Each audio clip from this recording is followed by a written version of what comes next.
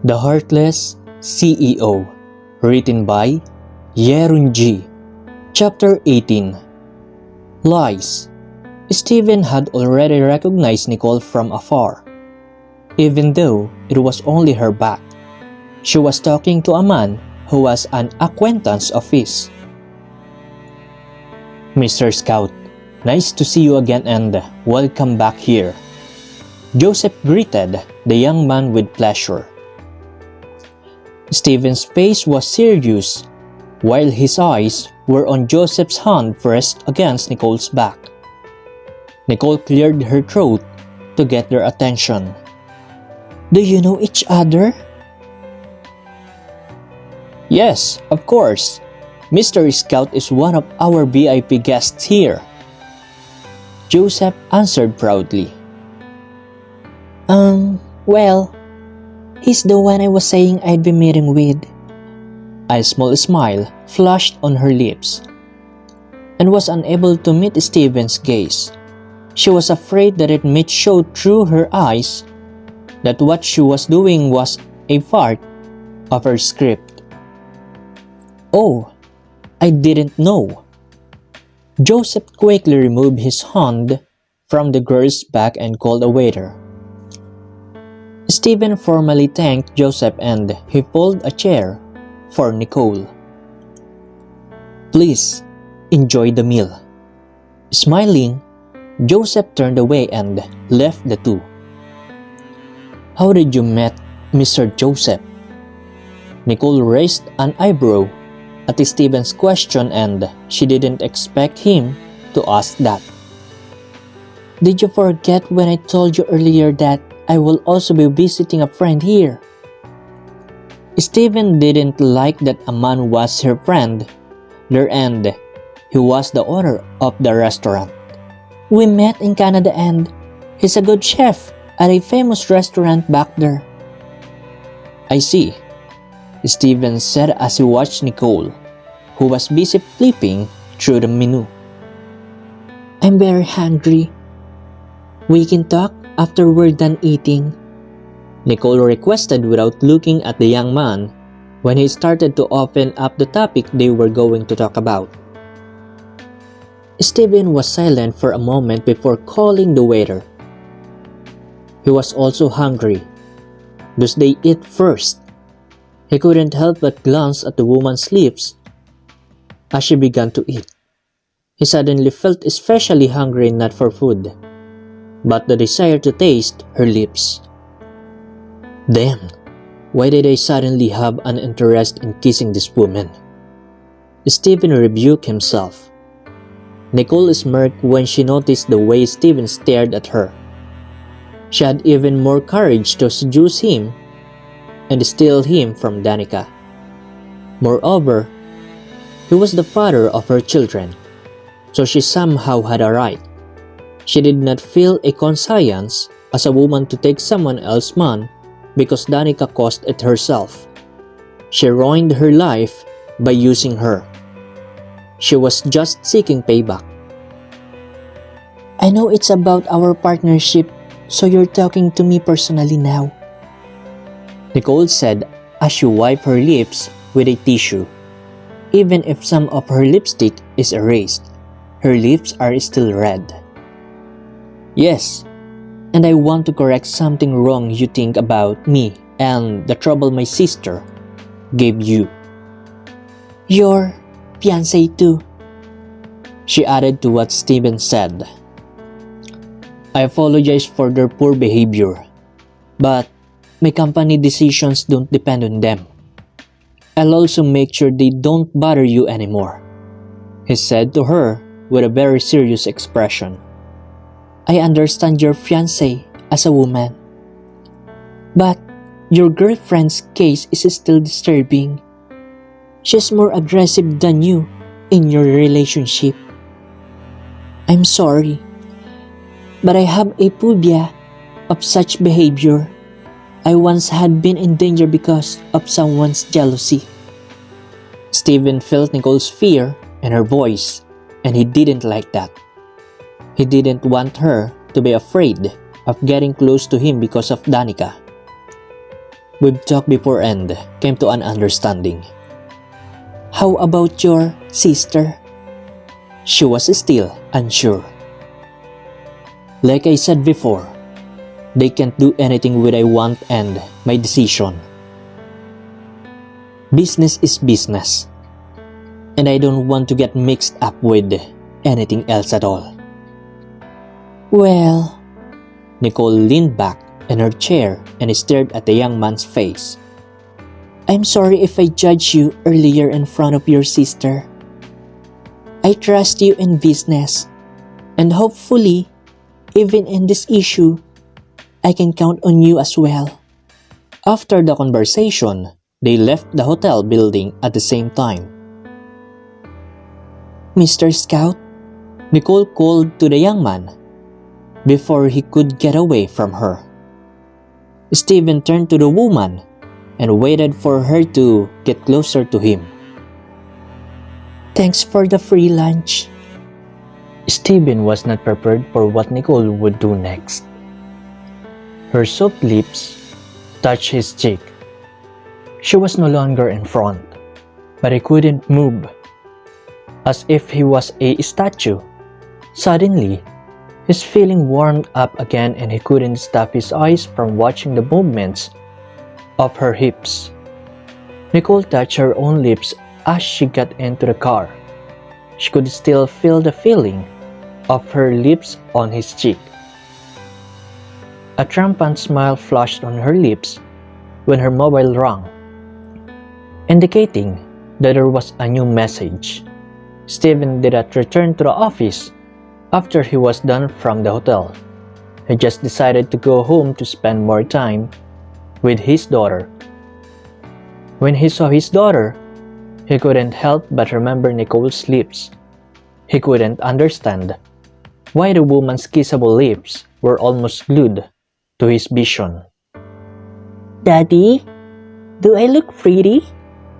Smiling, Daniela asked her father as she sat on one of his tights. Yes, like your mother, he said it as a white lie. Daniela's eyes widened. Really? Really? But someone said I don't look like mommy. Steven frowned and felt annoyed at the person who had said that to his daughter. But when he remembered which mother the child was referring to, he sighed. Because mommy is prettier than me. Am I right, Daddy? Steven nodded at the child with a smile, and what was on his mind was the real mother of her. He completely forgot to ask his daughter who told her that she didn't look like Danica. In the office, Danica went crazy again in anger when she found out Steven had left. She then received a message from her assistant. Ma'am, look at the spreading picture of Sir Steven. Danica quickly opened a website that often spreads trending news about famous people. Her eyes widened when she saw the picture of Steven with a woman who looked like an old friend. Who is this beautiful and sexy woman on a lunch date with one of the millionaire bachelors of our country? Danica read the headline with a photo attachment of the two from eating at a restaurant until they exited the hotel. In one angle of the picture, the young man's admiration for the woman is evident on his face. His eyes were focused on the woman's lips that were slightly pursed. What made her angry was the woman's kiss on the young man's cheek. Bitch, I wasn't born yesterday so as not to see your true motive in approaching Steven. She spoke to herself with a clenched fist. The news spread quickly and it reached Madame Asuncion. She was even surprised to learn that her grandson was in a mansion already, even though it was still early. She quickly went to Daniela's room to talk to him. Grandma, why did you look so worried? Daniela asked the old woman when she entered the room. Asuncion quickly smiled at the girl and shook her head. She motioned for Stephen to follow her and leave the child there first. Daniela pouted when the two were no longer in front of her. It's a school break, so she had nothing to do but just stay home. She gets bored sometimes, but can't complain. Her mother often went to work because she was big enough, even though she was able to go out. Only the elderly were with her like her aunt and grandmother. Is there any problem? Stephen asked his grandmother with formality. Who is this woman? Madame Asuncion handed the phone to Stephen. She was sure that tomorrow morning the same news would be in the newspaper as well. Stephen knit his brows when he saw his picture with Nicole. He did not expect anyone to see him in that place. There were many comments and everyone was curious about the woman who was with him. You know that your wedding with Daniela is approaching. Surely the first to be hurt here is your sister again, and I'm afraid of what she will think. She already did. Stephen interrupted his grandmother's words. What? That woman is the daughter of the landlord of the land I want to buy. I don't know why Rita rushed to the company and spoke badly to Nicole and... What did you say? Who is that woman? Asuncion asked confusedly, because the name was familiar to her. Stephen took a deep breath before explaining to his grandmother. She's not the woman you have in mind right now. She's been dead for a long time. And it's just a coincidence that she has the same name and they look alike. Maybe that's why Rita came to her and I didn't like what she did. Asuncion looked back in the picture, her mouth open. Her full attention was focused there and she could no longer understand the rest of what her grandson said. She only saw Daniela's real mother in a picture. And from what she sees now, the two are indeed alike. The old woman looked at the young man again. He didn't seem mad about the news. It seemed like he was more worried about what will be the woman's reaction. This was not what she expected. She was once linked to a celebrity, and he immediately erupted in anger. Back then, he immediately ordered Gray to remove the news and stop it from spreading further. What are you going to do about this? Madame Asuncion looked at the young man expectantly. There's nothing wrong with the news and she's just my new business partner. I'll just set an appointment for an interview to clarify everything. Madame Asuncion's lips widened even more at her grandson's decision.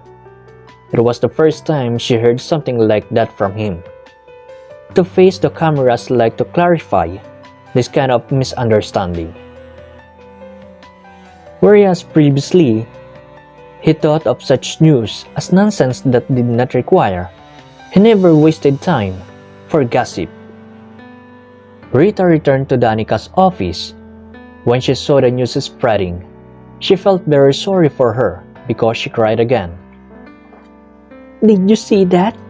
Do you think I was really wrong about that woman? She knew your brother and I were going to get married soon. But she still went out to eat with Stephen. What's worse, she even intentionally kissed Stephen on the cheek.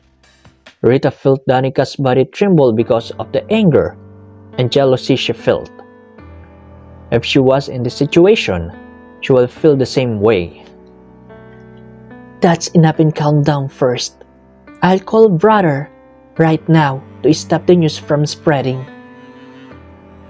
Danica fell back into the chair and let Rita fix everything. Rita stamped on one foot when she dialed her brother's number a few times, but he didn't answer. She called Gray and he answered that her brother already knew, but he did not order him to do something about the news. We better just go home first. And brother is there already as well.